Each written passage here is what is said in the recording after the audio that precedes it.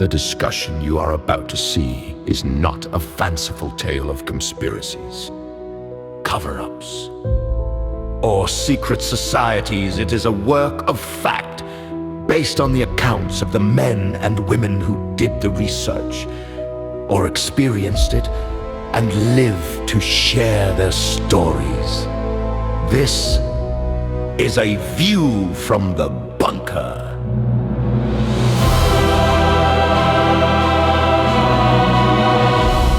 During President Trump's first term, there were those who referred to him as Cyrus. This is a reference to Isaiah 45, of course, President Trump being president number 45 and now 47. Cyrus, who is a polytheist pagan king who God referred to as my anointed, my Messiah, because of his decree sending the Jews back to Jerusalem.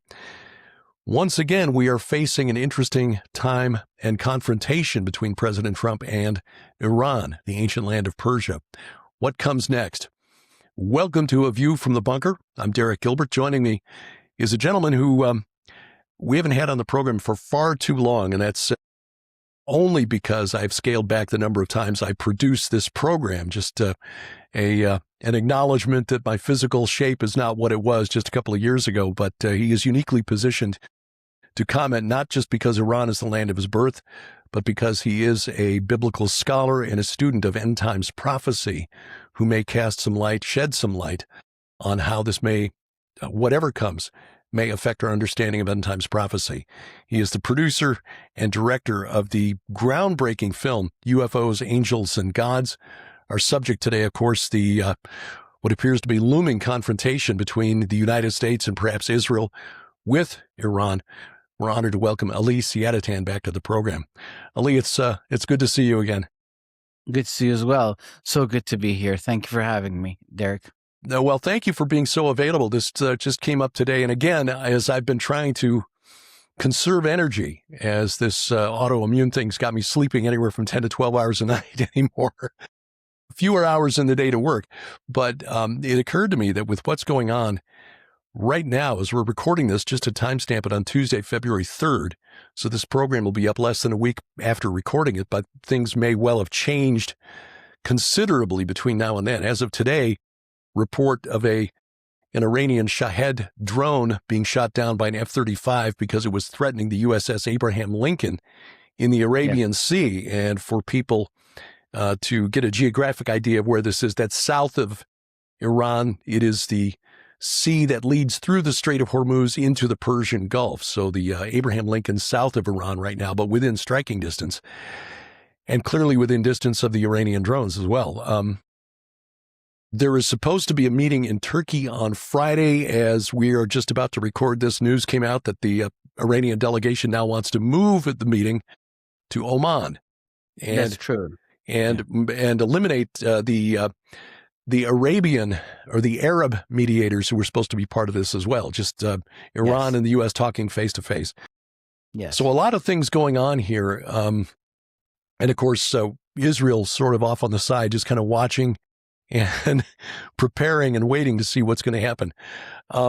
What are your insights as to how these pieces are moving? Is there any chance, for example, that the regime in Tehran would agree to some sort of an arrangement with the United States to step down or to change what they are doing? Well, Derek, I think that the negotiating position is very far from each other. President Trump is essentially asking for surrender terms. I mean, it started out with kind of a grand list of surrender the 400 kilograms of uranium. You can't enrich uranium anymore at all inside of Iran. It'll have to be done in a third country and carried in for medical purposes, so it's monitored. Shorten the range of ballistic missiles to 500 kilometers just for self-defense purposes. And stop supporting all the militias, including Hezbollah, and withdraw east of the Euphrates River, which is kind of land boundary. Whenever Iran forms empire, it's always when it moves past the Euphrates. And recognize Israel. Normalize. This means surrender. If they accepted this, they would have no reason for existing anymore, and people would rise on the inside and finish them off. It would suddenly crumble the little base they have left and the very raison d'etre that they hang on, this ideological religious war against, the great Satan and imperialism and Zionism, which they see through the eyes of conspiracy theories and all of that. And so they can't accept it. They'd rather, take their chances on the battlefield, rely on their religious beliefs, take a hit or two, throw them a few missiles back, and hope that they'll be able to survive on the battlefield and live through it, and then turn the country into a security state, because now they see how many enemies they have as the uprising of people coming in the street were in the millions, and so the only way they can really rule is through a security state. So they prefer to take that chance. So the negotiation position is too far from each other. You made a really, you laid out everything that's happened today with the Shahid drone, with the move to Oman, removing the Arabs. So the reason they did that, there's practical reasons, but one of the ways with the Iranian approach is that the process of negotiation is just as important as the content. They're trying to test their other person. If they tell you, get off from this seat and sit over there, and you do, they take notes and they go, okay, so they're amenable to listening to us. If they say, remove these guys, so first of all, they're kind of, this is a way of and the process, they need more time to prepare, the same way that President Trump is preparing on this side in case these things, the negotiations don't work out, and he's bringing the troops. They're doing the same on their side, and so they need more time as well. The only thing I'd add as far as current news is that Witkoff was in Israel, and he had a briefing by the intelligence service of Israel. And after the briefing, the Israel's government put out an official statement saying that it was a very cordial visit, and that they gave to Witkoff their red lines, that if these are the things, that if they don't care if this is the agreement, and Trump doesn't want Bibi to, criticize him if there's an agreement, like the way that Bibi criticized Obama after the JCPOA. He doesn't want that. So he wants to make sure that Netanyahu is on board. So they gave their red lines, and those red lines are essentially things that they know the regime will never agree to. Because the Iranian people and the state of Israel are ready to go.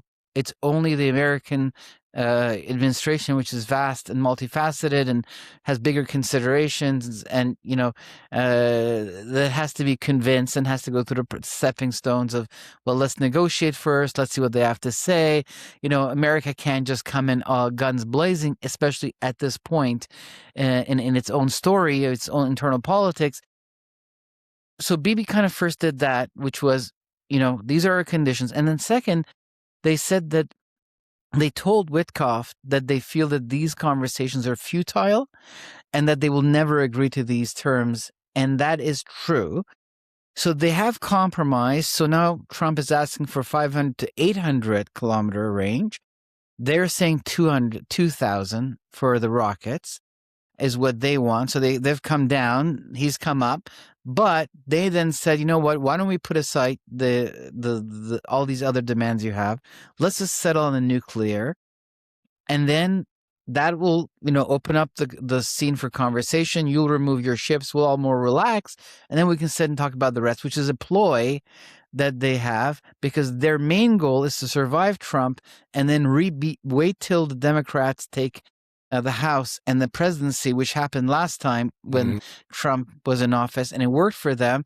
And then the Democrats will rebuild them because the progressive wing is at war with Israel, and these guys are one of the Goliaths of that war. So their goal is to survive Trump and turn the country into a security state, and then get rebuilt by the Democrats.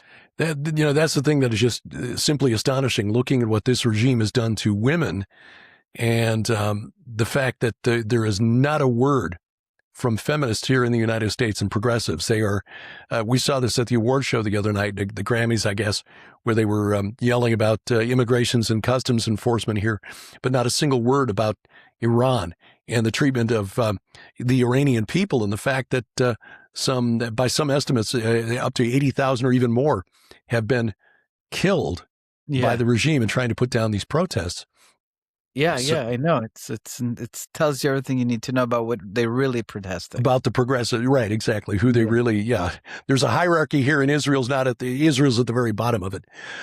Exactly. So, What then does do things look like then? Assuming that even though the government, Caroline Levitt said today in a press conference that that Friday meeting is going to go ahead, even though we just shot down one and possibly two drones that were menacing the USS Abraham Lincoln and 5,000 American sailors and airmen. Is this just Trump perhaps? Well, assuming that the meeting goes ahead, and this is not just Trump saying, the meeting's going to go ahead and then something happens between now and Friday. What is the outcome here? I mean, are we just on a path to war? Is there any? I think so. I think we're on a path to war. I think that we'll be in war in March. And so Purim, Passover, and the Iranian New Year are around the same period of time in March. And I think that's kind of what I'm looking at. But as far as the process, we saw it in the 12-day war that just happened between Israel and Iran. Trump gave them 60 days to accept pretty much the same terms. He's put the same terms on the table. And on day 61, he said to Netanyahu, you've got the green light, go ahead. So first of all, we're seeing the same process. So I think that President Trump honestly does want to make a deal, which is being received very poorly by the people in Iran, because this time what was missing was the people. Now millions of people, millions, have risen in 31 cities, and they've taken deaths. It's not just they're just talking or asking for help. Their children, most of the people that died were between 17 and 30 years old. And now they feel that Trump is using the capital they provided through the death of their children, which allowed him to come back into the scene, to negotiate his own considerations to make sure the nuclear program doesn't get rebuilt in a year, because it was destroyed but not completely destroyed. They are rebuilding it already in 400 kilograms of enriched uranium. So suddenly it's like, okay, why is he negotiating at all with them? That's what the people are feeling. But regardless, America has its own self-interest. And so he's following the same pattern. He does want to make a deal. That is honestly what he would prefer, that they do surrender. And also he's put in this deal that they have to stop killing their own people. That's part of it, which is a joke. So I think that everyone has to learn something. And what President Trump doesn't understand, he wanted to solve Gaza quickly. He wanted to solve Ukraine quickly. And he realized these are ancient battles. He said, I don't think he understands theocracy. That's the problem. And he's superimposing secular thinking on them and thinking, well, you know what? Of course they're going to accept my terms. They're weak. They're collapsing. They're impoverished. Why wouldn't they want to accept it?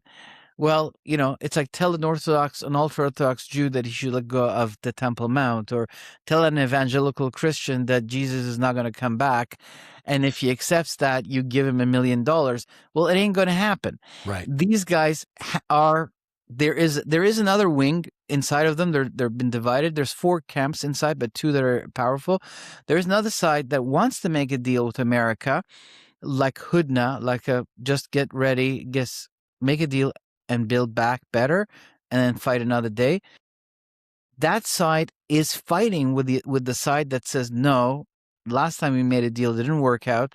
Let's rely on our faith and the call of destiny, which is to fight America and Israel, and we will be victorious. They have this inner fighting with each other, and I don't think they're going to be able to resolve it, and they can't accept the terms that are put in front of them. So I think it's a process to satisfy internal American politics, to get the armament ready, but ultimately he will come to a conclusion that they can't accept his deal. And now either he has to just make a meaningless gesture and throw a few missiles and they throw something back, and then he goes back home, which will make him look really bad, or he's really got to go for it, and which is, I think, where this may be going. The idea that he would actually make a deal, that would make him look like Obama and Jimmy Carter to the Iranian mind. It sounds like JCPOA 2. Obama supported them when people rebelled against them. This time it's even a better opportunity. Carter brought in the supreme leader and told the army of the king to stand down. So one more time, American president has sided with the essentially of the Middle East, against the people at a time where the people are ready to reclaim their country and have undergone mass de-Islamization, which will alter the fabric of the entire Middle Eastern culture and unleash the forces of freedom and Christianity and all that everywhere. That's why all these countries, which are nemesis of Iran, have band together in support of the government suddenly, because they're afraid of the lid being blown over the demographic, sociological, spiritual change that has happened and that being revealed. So they prefer to keep that under wraps. So if Trump sides with the oppressors, and then the Iranian social media, both internally and externally, will go nuts. I mean, will explode, and his reputation and his political identity will take a huge hit, because so many youth were killed, and he cashed on it to make a deal rather than to free the rest of the country. Yeah. But I think we're going towards war. That's my answer to your question. And I think, war obviously would favor the side with numbers, with manufacturing capacity and so forth, which would mean, sadly, a lot of destruction inside the country of Iran, but also probably a lot of death and destruction in Israel as well. U.S. servicemen and women in harm's way, probably a lot of our bases in Iraq that still have soldiers in them, those that have not yet been evacuated at this point. Yes, that's true. Yeah, so that's why he's hesitant. That's why he's hesitant. And that's why America is building a massive defensive system right now. So many more THAAD systems, Patriot systems have been brought in.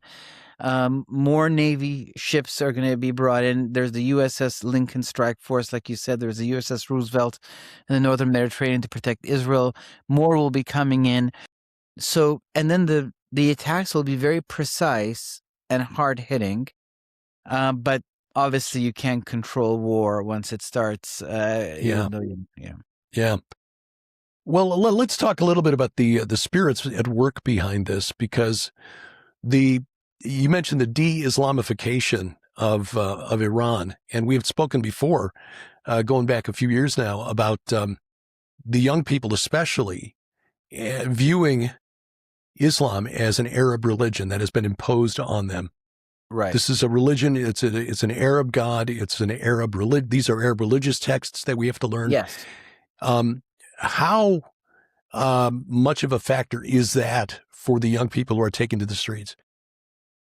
Huge. So in the second day of protests,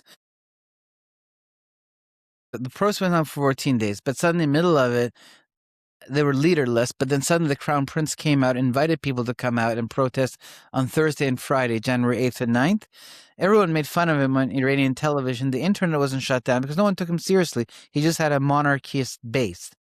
The fact that he had been essentially chosen to be the leader for the transition to a democracy by the people was unknown to the government, because they were not looking at the social media and Instagram posts that these guys were looking at. Once they shut the Instagram down, likes and shares and all that fell from 35 million to 5 million. And that we realized that 30 million of those were coming from inside. So people posted all these images from his Instagram. People took pictures and created like a catalog of how much.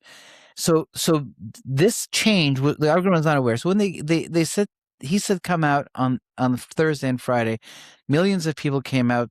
So the next day, the supreme leader said, okay, look, 400,000 people died for us to come to power. If 400,000 more have to die for us to stay in power, so be it. Let the blood flow. So all day, his minions went on television and said to the parents, we're warning you, don't send your kids out tonight. Don't let them go out. If they do, we will shoot them. The blood will be on your hands. And so people went out in mass. They even out in larger numbers. But this time, they burned down 35 mosques, seminaries, specific seminaries, Qurans, specific mosques, which doubled as IRGC and Basij, which are the militant volunteers, the civilian population that's devout. And they had bases and holding cells and ammunition depots in those mosques, as well as them being mosques, because the mosque is the state. It's not that they're using the mosque, that they believe this is the place to be, the way that the Jews would run to the temple when the Romans come to surround them. This is the place to be. So they had the same kind of thinking, but they worship the moon god. So this was a message to them that not only do we reject your rule, but we reject the spiritual force that's behind you and the religion that's behind you. And that is how the Iranians are viewing this, as you mentioned very clearly. This is not just a revolution against the regime, but it's against theocracy and more importantly against Islam. And so that has kind of opened the country to Christianity. Zoroastrianism is making a comeback, and atheism, agnosticism. The country is in a full-blown spiritual search. The closest historical example that I can think of is the reconquest of Spain, where after 900 years of Muslim rule, the Christian Knights of Spain, the Catholic Knights of Spain, reclaimed Spain out of the hand of the Moors and returned the country to Christendom. Pretty much the same thing is happening in Iran. Yet another nation, a very big one, that Islam is about to lose. But what is this flag that everyone is, pointing up? That flag has on it the lion and the sun. Yeah. If you look at it, and that's a sign of Mithra, which is the sun god.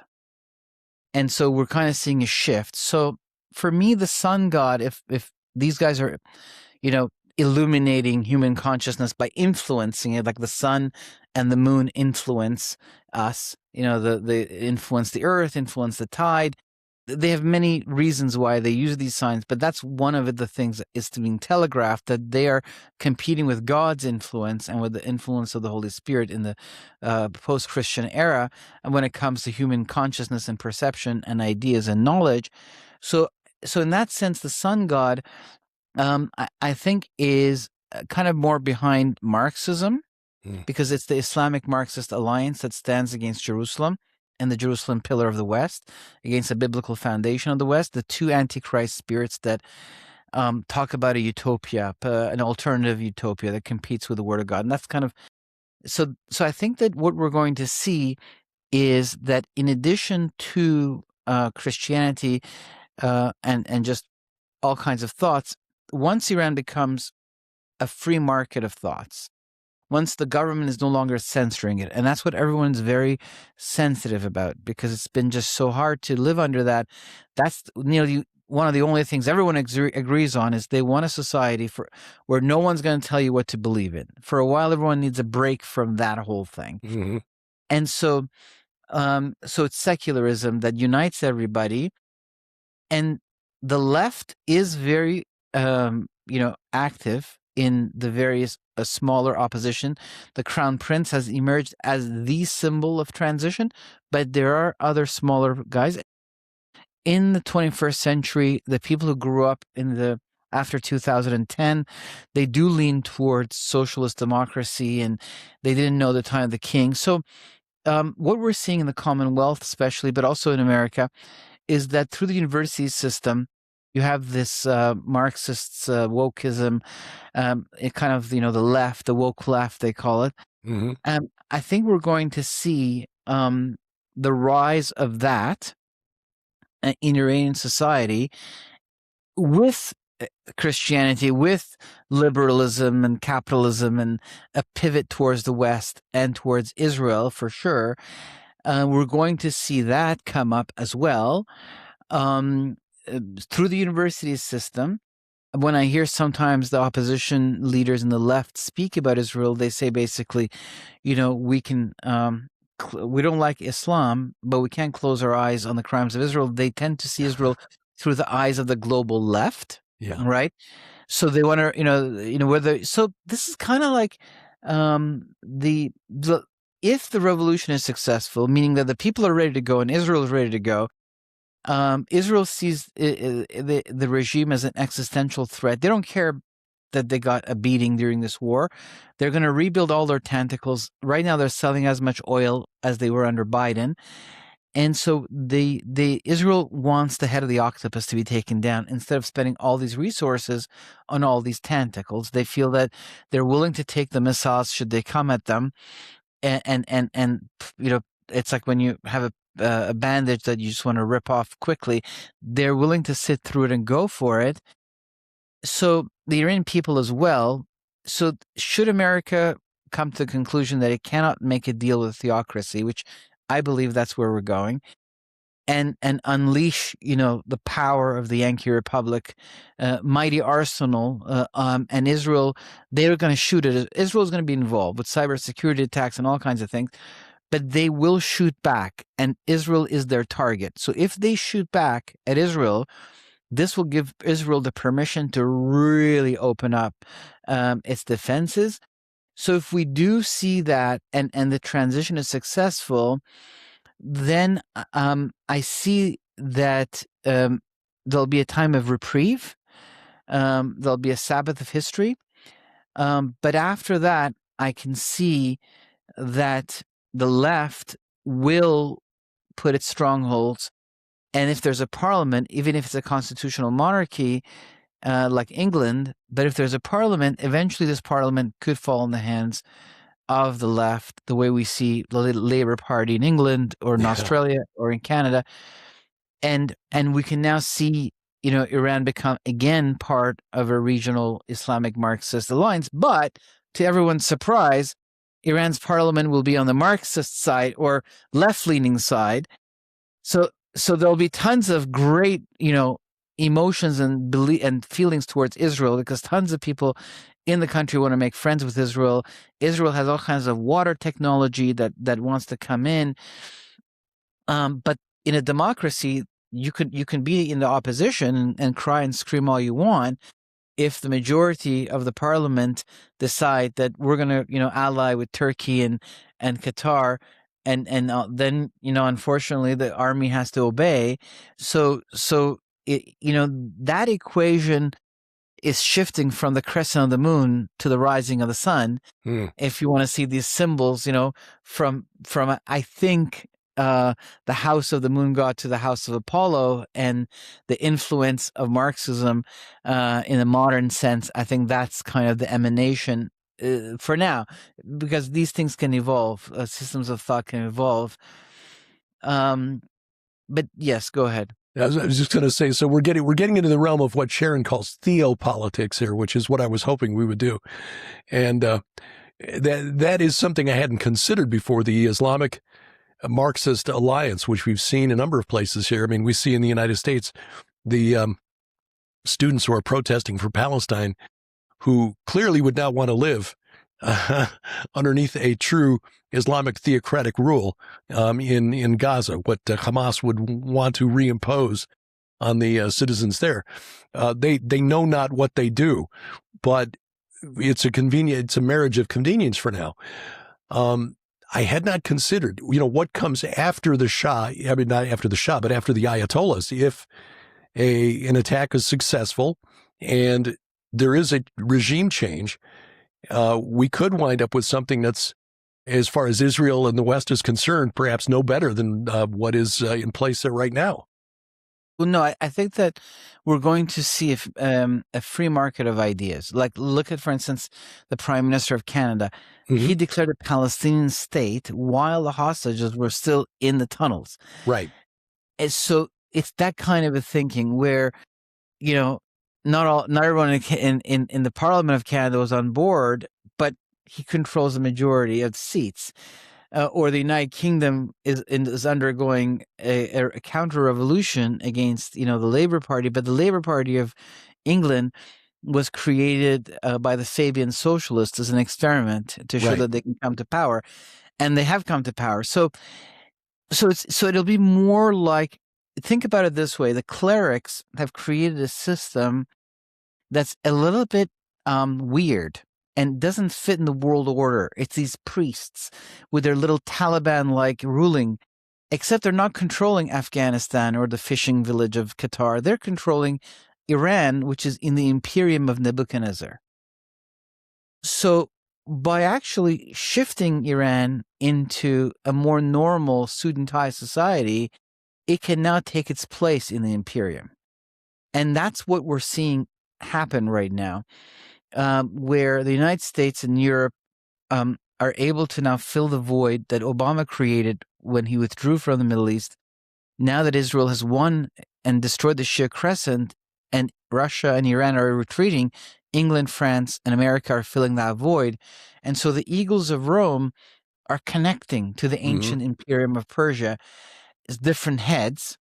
And so Iran will fit better into the imperium once it comes out of a clerical system. So in that sense, as you said, the Cyrus was a polytheist, but God used him. So in that sense, there will be more of this left-leaning, the professors of universities and all the Islamists that are agents of the Iranian government and right now write for the New York Times and are professors and like the Quincy Institute and people like that. They are going to say, okay, well, we'll have to now switch left in this new Iranian context to continue our anti-Zionist, anti-imperialist, thinking. But within the Iranian system, there'll be people that are leaning now towards Israel, Zionism, liberalism, capitalism, Christianity. They will now be there and have a voice that they don't have right now. So we're looking at more of a modern society in that sense. However, there's a mystery that none of us really considered. I made a tape about this on my YouTube channel when the war started because the idea came to my mind.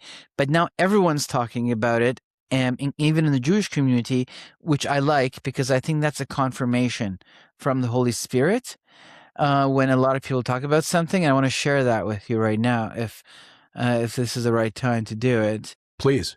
When you look at the imperial statue of King Nebuchadnezzar, we always tend to think of it as like there are all these Gentile empires, and then the pebble comes and hits the foot, it falls down, it fills the whole earth, and this is the Messianic kingdom.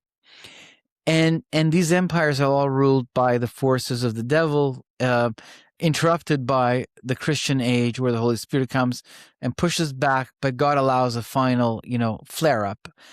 Like the candle that has a final flare up before it's extinguished.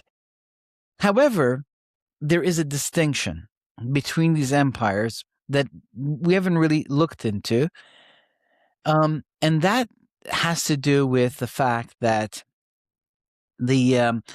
all the empires that came against the covenanted people, starting with the life of Abraham, I would argue, and the Battle of 10 Kings, which, as I can say on your show, has many Nephilim names already in it. Later, we see the Egyptians, the Assyrians come against the covenanted people, and then we see the Babylon and Rome destroy the temple and Jerusalem and take captives. And the Greeks, they tend to come in by ruse, Antiochus Epiphanes. You can't keep the Sabbath, you can't read the divisions of the Torah, and eventually you can't sacrifice in the temple. And so there's this whole corruption of the Jewish mind, and it's the spirituality that God had decreed over the chosen people. So all of these empires really come at the covenantal people, the covenants of God and the chosen people and the plan of redemption. They attack it. But now the Persians, what do the Persians do? Well, the first Persian king of the Achaemenid dynasty, Cyrus, he frees the captives and says, go ahead and rebuild, the temple. Then comes another king of the Achaemenid when Nehemiah is working in his court as the head of his secret services. Actually, that's what it says. It says that he was, his wine taster, but that's what it means. That king gives Nehemiah the permission to rebuild the walls of Jerusalem, which, assert a certain independence, national independence within the context of the Persian Empire. You're still paying your taxes to the king, but then come the days of Esther and Mordecai, whose tomb still is in Iran, in the city of Hamadan, which is a modern name for Ecbatana, one of the strongholds of the Medes. The king, once he gets all the facts of the story, he decrees the death of the Amalekites, the son of King Agag, Haman, and his sons. And so he sides with Mordecai and Esther, with the chosen people, and with the God of Israel. So the Persians distinguished themselves from all the other Gentile empires by essentially giving three blessings to the Jewish people. They blessed them 3 times, while the others just cursed. And this is something that distinguishes the Persians and their relationship with Israel. And so basically, fast forward to the modern era. In the year 2003, I was, so in the year 2003, I was just, reading the news and all of that stuff, as I usually do. And I'm just going to type something because I see that you've dropped off, but I'm still talking, which is all good. So basically, what happened was I saw an ad for a radio show which broadcasts from Persian, from Jerusalem into Iran in the Persian language, because so many Iranian Jews made Aliyah to Israel after the revolution. And the guest was Shaul Mofaz, who was the Minister of Defense of the State of Israel. And he had come from Iran to Israel as a child. His parents had made Aliyah, and he was 6 years old. But he'd grown up in a family where they spoke Persian. So he spoke Persian, and he was going to now do the show in Farsi and speak from Israel into Iran. And I thought, well, I got to listen to this show. When the show was over, they opened the phone lines, and an Iranian woman called and said, when you were captive and helpless, we helped you. And so basically, we hope that you will now, it's your turn to help and deliver us. We are now the captives, and we are now helpless. And we know we've been conquered by this, as you said, Arabic caliphate style, Muslim Brotherhood style type of governance by militant Islamists.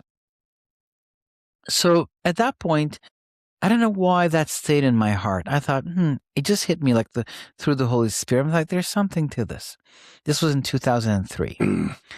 Now, fast forward to 2023, 20 years later, Minister of War of the State of Israel goes ahead and the Minister of War of the State of Israel goes ahead and, I just got distracted with some of our technological issues. The Minister of Intelligence of the State of Israel goes ahead and invites the Crown Prince of Iran, the son of the old king, to come to Israel during Holocaust Memorial Remembrance Day in 2023, the same year where the War of October 7th is going to break out.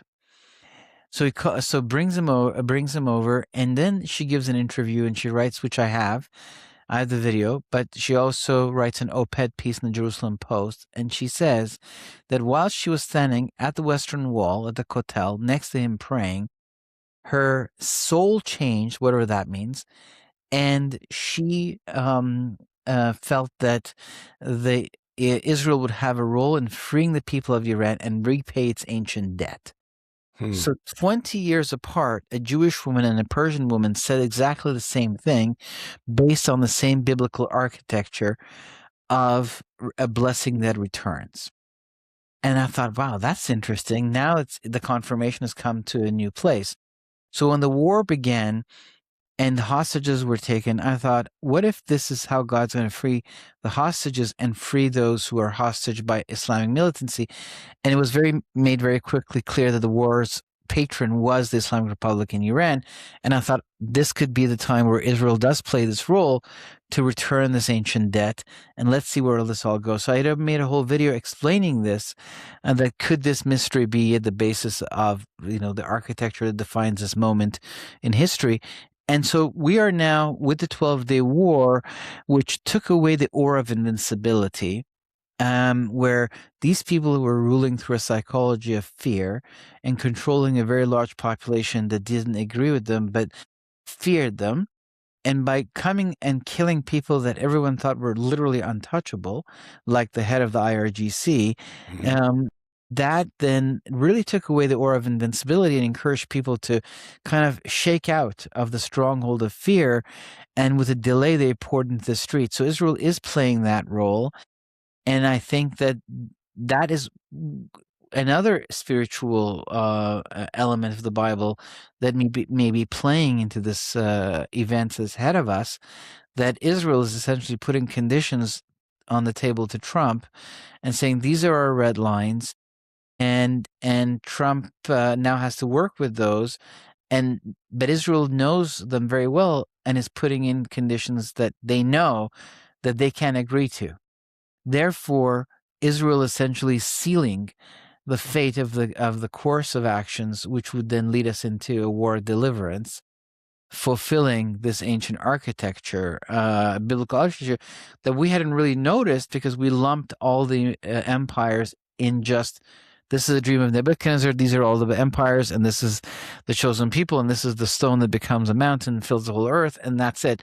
But we weren't seeing the distinction that all the empires cursed the Jews and the covenant people, but the Persians blessed them 3 times, and these 3 blessings are now perhaps coming back, confirmed by, in my life story, a Persian woman in 2003 and another one and a Jewish woman in 2023 saying the same thing, pointing to the same biblical architecture and applying it to the war between Iran and Israel. So this could be another piece of the puzzle. We're living in certainly very interesting times. One of the questions I know people will have is, if there is a regime change in Iran, which I would, if I had to give odds, I would say is more than likely, better than 50-50, how will that affect the prophecy of Gog and Magog? Yes. Now my understanding of it is not that, I don't think the regime change would affect anything at all, but I think most people seeing Persia in there as part of it, at the very least, as you discussed on this program more than a year ago, the fact that Persia was hostile and exchanged hostilities with Israel for the first time in history is certainly prophetically very significant. Yes. So when I look at Psalm 83, I see that it unfolded in pattern, where it was true at the time of Asaph, who wrote it 3,000 years ago, and it was true at the time of Nehemiah, and the Roman legions that came against Jerusalem. They were under Roman administration. They were filled with local soldiers from those very countries. And like my Roman history professor said, that was one war they wanted to fight because they hated the Jews. They were from the neighborhood. And then since 1948 till basically just now, Israel has been living Psalm 83. Those countries have come. So I like, what Chuck Missler used to say, that prophecy is pattern. And I think that's how the Hebrew prophetic poetry is read. But then we see a huge difference between this war and Psalm 83. Like you mentioned, suddenly Persia gets involved and throws, between the 2 salvos, months apart, 500 ballistic missiles towards Israel, 180 drones. And Turkey starts to talk about rebuilding the Ottoman Caliphate and reconquering Jerusalem. And now we see that Turkey has entered and taken control essentially of Damascus by becoming the new patron of al-Jilani's government. Mm-hmm. So it's like, okay, these are kind of the pattern of Ezekiel 38, 39. It's the non-Arabic Islamic nations. And if you go with Schofield's idea, Russia is definitely in that camp right now as the great, imperial representative of Eastern Rome. And if you go with those who see Turkey as, being the right place where in the ancient tribal divisions, that's where those tribes lived. Regardless, you can see all those countries are involved in no matter how you want to move around the geography of it. So one thing for sure we can say is that the pattern of Ezekiel 38, 39 has been activated. Mm-hmm. And the same way that Psalm 83, we lived it in patterns, we're now going to start, there's going to be a war of attrition. Even if Iran right now falls, the Sunnis will take over Syria and throw stuff at Israel, and it's like it's not going to die down. It's going to just keep expanding until it becomes another full blown. So how would Iran come back to fit in the puzzle? My thinking is this: when I look into Iranian society, what I'm seeing is that should God deliver Iran based on this architecture that I just explained of the nation that receives back a debt of blessing that it's owed at a time where it's now captive, it will free Iran and open up the door to a free society of a kind of multiplicity of thought. So Christianity will become something that's very present in Iran because it's already exploding. Atheism, Zoroastrianism, but I do see that opposition leaders and a healthy portion of society leans already towards the global left, like the progressives in America, like the Labour Party in the UK, like the Liberal Party of Canada that declares a Palestinian state while everybody's still in the throes of Hamas's dungeons, like Australia's government that closes its eyes on the rise of anti-Semitism to the point where people get mowed down on the beach when they're celebrating Hanukkah. So that type of thinking is going to also now become much more pronounced through Iranian universities and television shows. And I can see it's too far for me to nail it. But if we're living in the world of speculation, if you're asking me to hypothesize, how can Iran's government, Islamic government, fall and yet Iran be part of the Ezekiel 38, 39 if it's going to normalize with Israel? Well, I can see a future in which, even though Christianity and Western-leaning thinking will be present, that the parliament could fall in the hands of the left, of this global left that will now also have a foothold in Iran. And that's how Iran could reconnect with the Muslim Brotherhood that controls Qatar and Turkey and Afghanistan, which Afghanistan needs Iran as a land bridge. If we're going to see the House of Toghorma and all of those guys come from Turkmenistan, Uzbekistan, Tajikistan, Afghanistan, if these are part of the prophecy, they need Iran as a land bridge to march towards the Holy Land. So Iran right now being a Shia power kind of competes for the throne of the Muslim world with the Sunnis. However, as a Marxist parliament, even if there be many people opposed to it, like any democracy, the majority makes up its mind and moves the army. In Marxist parliament could actually click better with the Islamic, because the Red and Green Alliance, the Islamic Marxist movement, came out of the Arab world into Iran and took down the scepter of Persia and weaponized it against Jerusalem, but then grew from there into Europe, through the university system, and began to influence the politics of Europe, and then poured into North America, is very strong in Canada, and through the progressive movement of the Democratic Party, and through the Ivy League universities of America, and through the media, it's pouring its wokeism and various, ideas into American society. And so that movement braids two antichrist spirits together, Islam and Marxism.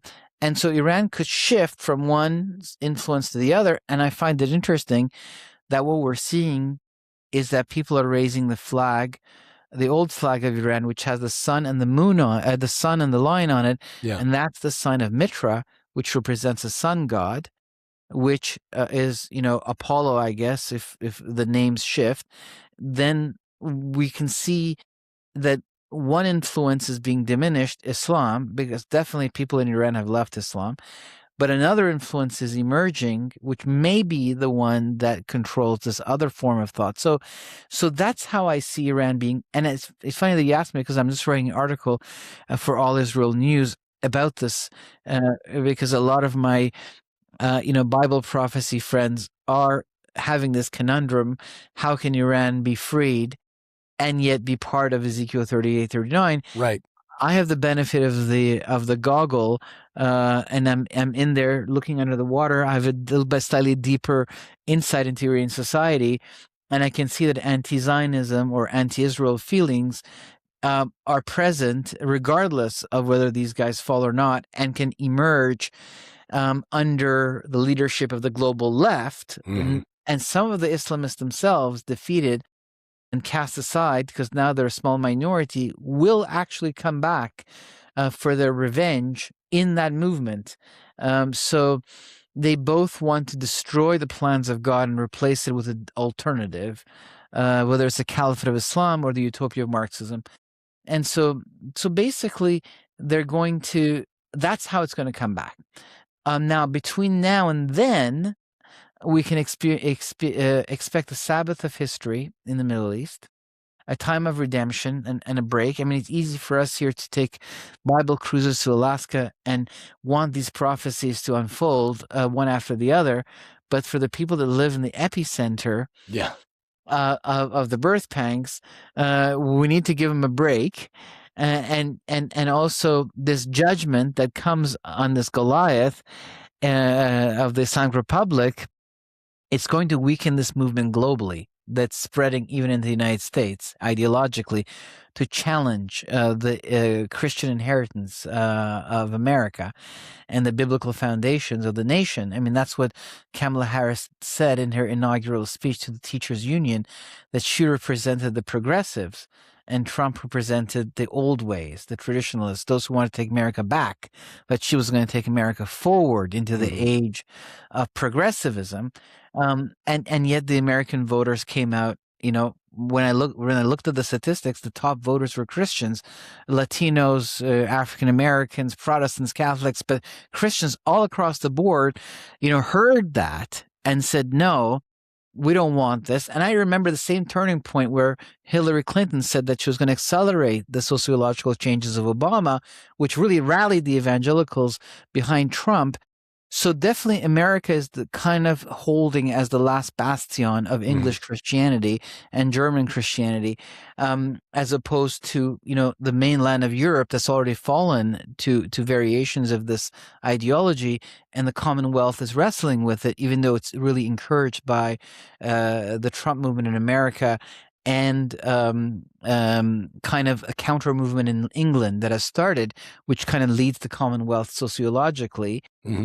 So there is a counter movement against this, but the fall of the Islamic Republic would weaken the stronghold globally and create a breathing room for this counter movement to conquer some land back in the West, while give the people in the Middle East some reprieve to build back their lives, and Iranian society to come out of this torturous hostage nation, it's being called now.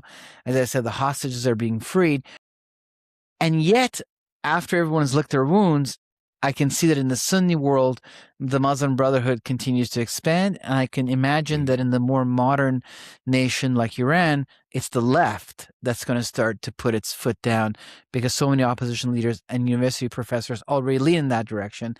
And so I can see that one day they could take the parliament and reconnect Persia into an alliance, even though there'll be now a vocal opposition that exists there, the way that we see in the English world. Even if the leaders support Hamas, there's a vocal opposition that doesn't. So, I mean, what if Kamala had won the election? The progressive would have made it very hard for Netanyahu. And very hard for us Christians here inside the United States to speak openly.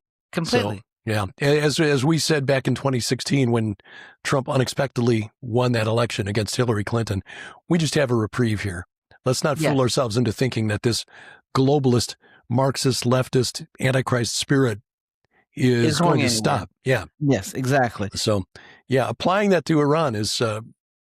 had not considered it. That's why I wanted you to come on this program. None of us had. We didn't have to go that far, right? The Ayatollahs were there. It made it easy. We could just stick in that prophecy. And meanwhile, their power base kept getting smaller and smaller, and they were mismanaging the country to the point where the country is like, you can't rule and govern us because you can't actually make a political agreement with the world that allows the economy to flow. And then the droughts came in. Yeah.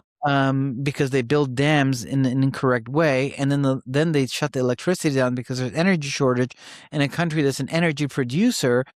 And then when Trump pulled out of the JCPOA in 2018, the currency began to collapse. It has now depreciated 1,400% in 7 years vis-a-vis the US dollar. And COVID amplified global inflation, including Iran, and unemployment. Right now, inflation is above 60%. Wow. And the government has said, get ready, it's going to go higher. And they're about to do some money printing because that's the only way they can dig themselves out, which obviously makes inflation worse. Right. So it's a downward spiral, and people are watching this and they're saying, look, you know what? You guys can't govern. And then you have this apocalyptic cult that we no longer associate with, and you just have this little tiny base. So you've got to go. So people have rallied around the pre-Islamic values of the country. And they're visiting the sites of Cyrus's tomb and the Achaemenian.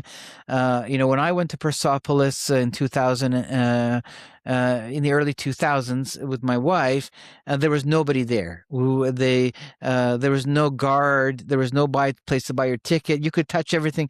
I nearly picked up a nice piece of stone from Persepolis, and I thought, I can sell this to some museum or some collector. And I really considered it. And then as I went to pick it up, something in me said, no, this belongs here. Like it was stuck to the ground.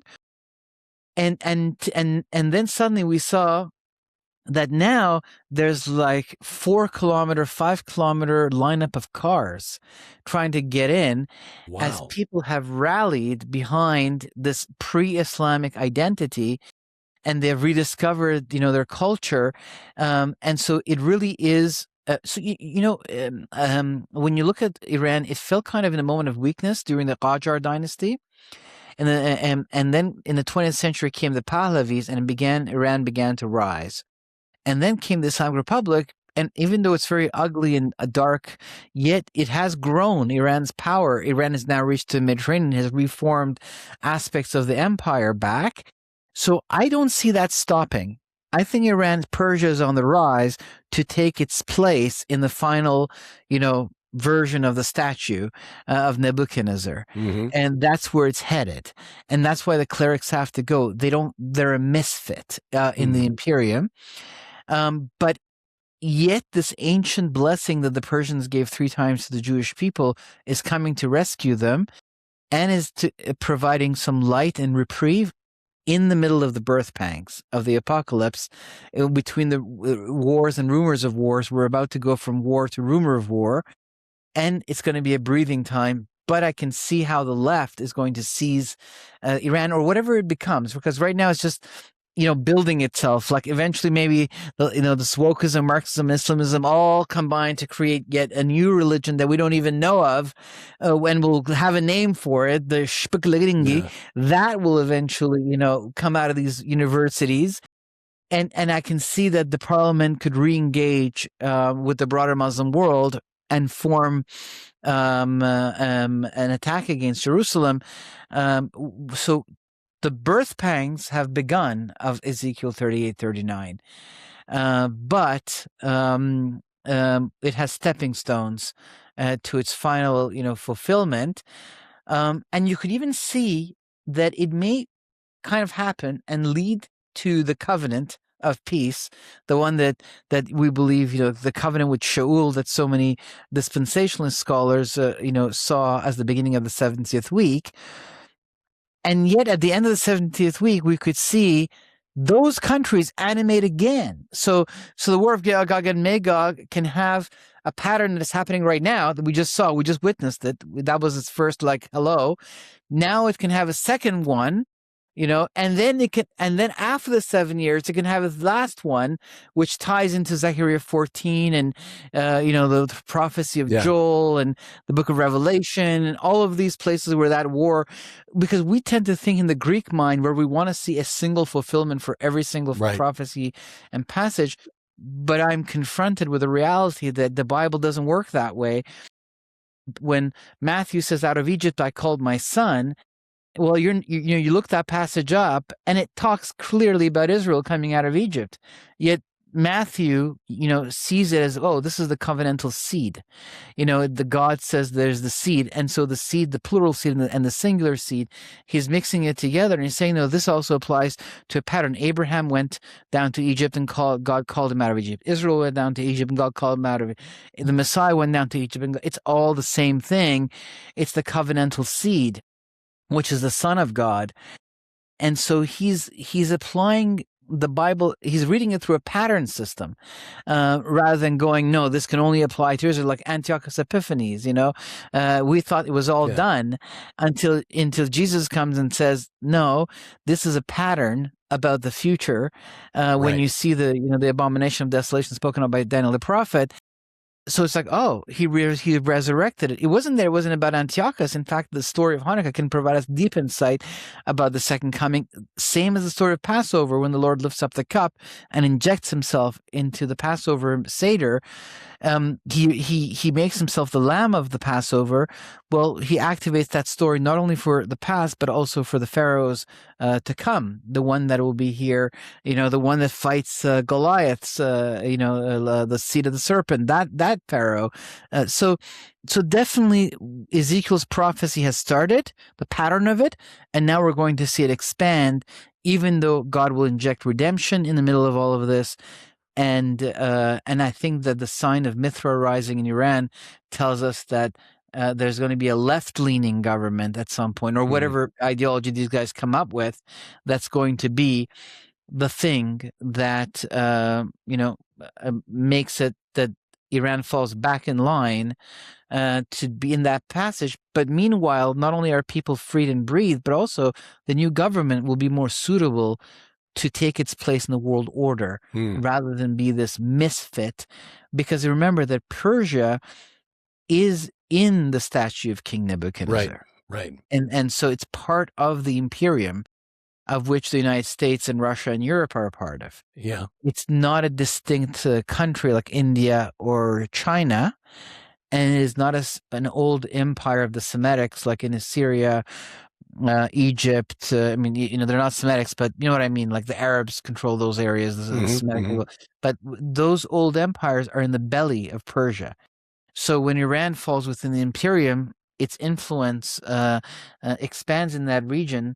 The dispensationalists taught us to read the Bible in ages, like God has done with Iran, with Persia and Media, and he's going to move to the Greeks, and then he's moved to the Romans. But I don't read the Bible like that anymore. So what I'm seeing is basically that the Persians are on the rise, and they're going to reclaim their influence over that entire region. Even the next government will even unleash the natural resources, the connection to the global economy, the talent, the intellectual talent of the country. And naturally, the Persian and the Iranian impetus is to expand, but not necessarily in a military or ideological way like this Shia caliphate has, but more through business, political influence, culture, art. But still, since the days of the writing on the wall until now, Iran has controlled much of that region until the Arabs rose in the 7th century. Right. And Mesopotamia, which is now under Iran's control right now, even as we speak, has been under Iran's control for most of its history in the past 2,500 years, if you do the math of all the years where it was and it wasn't. So that decree that God spoke over the Persians and the Medes is valid to this day. It didn't end with the Greeks and the Romans. It was simply the Greeks and the Romans, are the greater powers. So Iran is now kind of trying to massage its way back into the imperium, and the caliphate of the Shias is a misfit.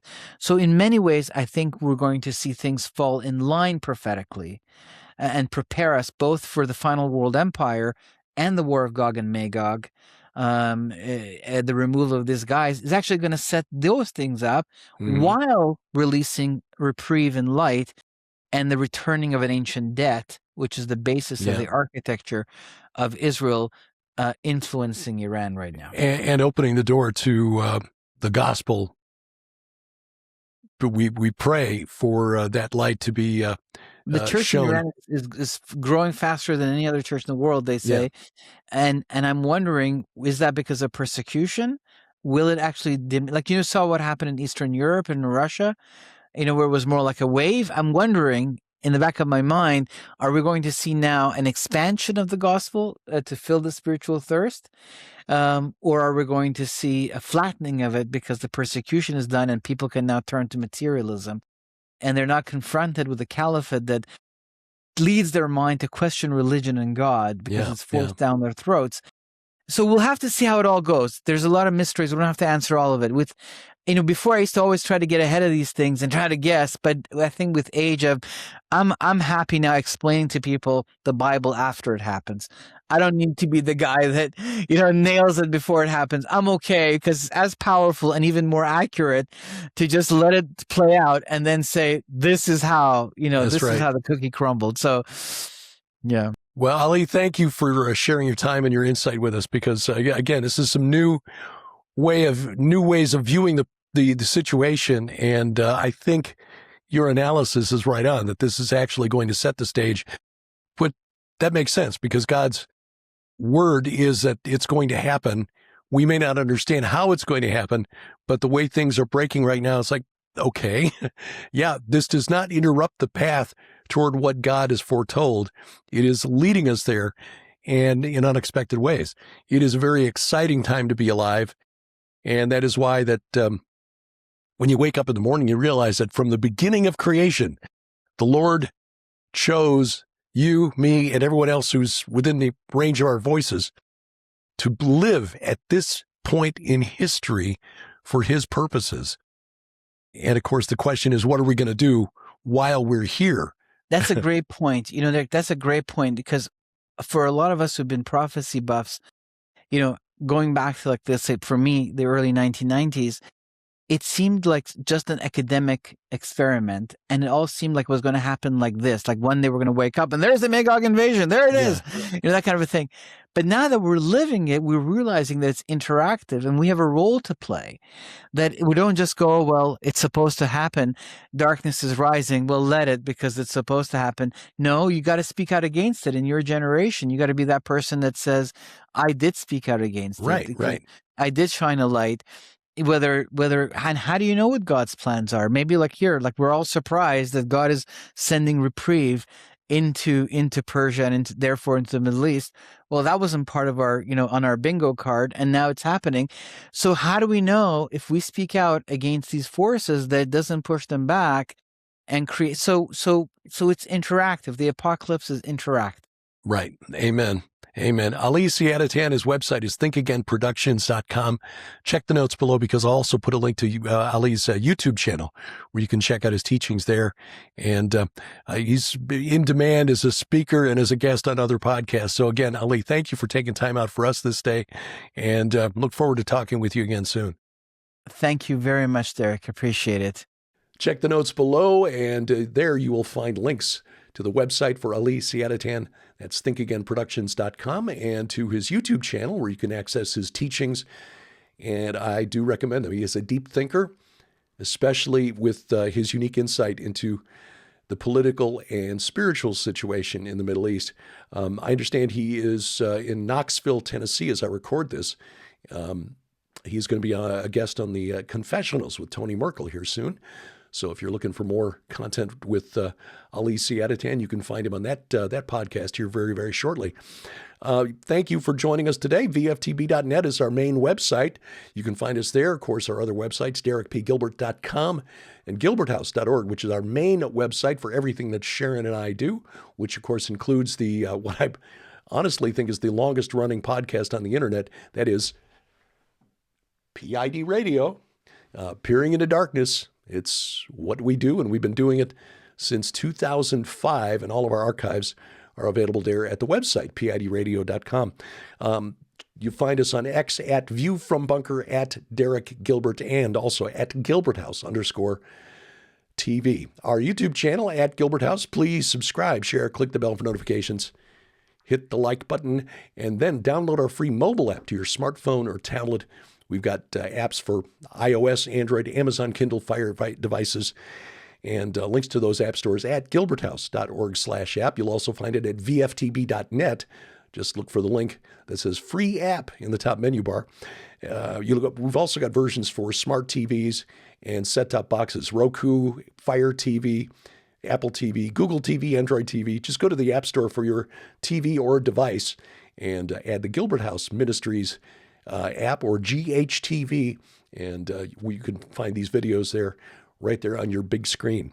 Our Telegram channel It's where you can follow news items that I think are of importance, view from the bunker, and then our Substack account where you can get free excerpts from our books. Right now we're going through The Gates of Hell. That is gilberthouse.substack.com. We also link all of our content there as well. So if you want one place to get all of our content, go to our Substack account, gilberthouse.substack.com. Nothing behind the paywall there, but we do appreciate your donations. It really helps, especially with the medical costs that we got coming up this year. I'll talk a little bit more about that in just a minute. Coming up, we've got a couple of conferences this year. We're scaling back our travel just because it's a little more difficult to get around. Although I will say, getting pushed around the airport in a wheelchair is kind of nice.